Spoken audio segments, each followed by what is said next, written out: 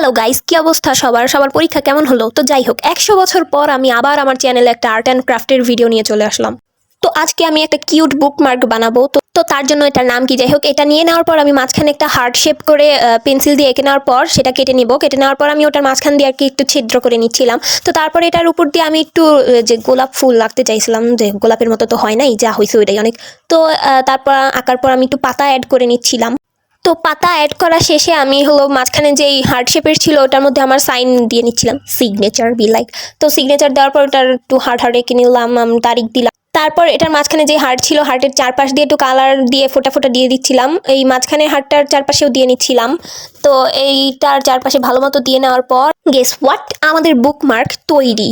তো এটাকে আমি মাঝখান দিয়ে খুলে দেখাচ্ছি। সুন্দর হয়েছে না? তো সবার পরীক্ষা কেমন হলো অ্যান্ড এই বুকমার্কটা কেমন হয়েছে তা সবাই আমাকে কমেন্ট বক্সে জানাইও। হ্যাঁ, বাই বাই।